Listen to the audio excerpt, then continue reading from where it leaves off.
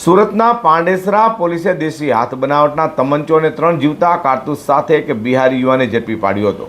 તો આરોપી બિહારથી હથિયાર લાવ્યો હોવાની કબૂલાત પણ કરી છે.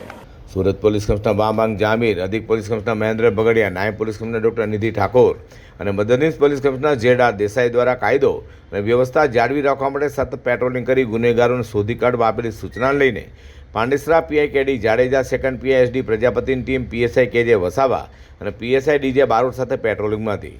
તેના મેડ કોન્સ્ટેબલ શૈલેષભાઈ સોમાભાઈ, અનામ પોલીસ કોન્સ્ટેબલ હરીશભાઈ જયસિંહભાઈ બાતમી મળી હતી કે પાંડેસરા પ્રાઇમ પોઈન્ટથી બુડિયા રોડ તરફ એક યુવક દેશી તમંચો લઈને ફરી રહ્યો છે.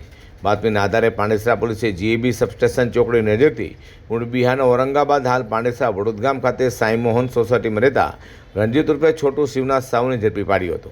પોલીસે બિહારી યુવાન રણજીતસિંહ ઉર્ફે છોટીની ઝડપી લેતા તેની પાસેથી દેશી હાથ બનાવટનો તમંચો, 3 જીવતા કારતૂસ તથા એક મોબાઈલ ફોન મળી આવતા પોલીસે મુદ્દામાલ કબજે કરી તેની પૂછપરછ કરતા આરોપી રણજીત ઉર્ફે છોટુએ કબૂલાત કરી હતી કે હથિયાર પોતાના વતન બિહારથી લાવ્યો હતો. તો પાંડેસરા પોલીસે આરોપીની ધરપકડ કરી વધુ તપાસ હાથ ધરી છે.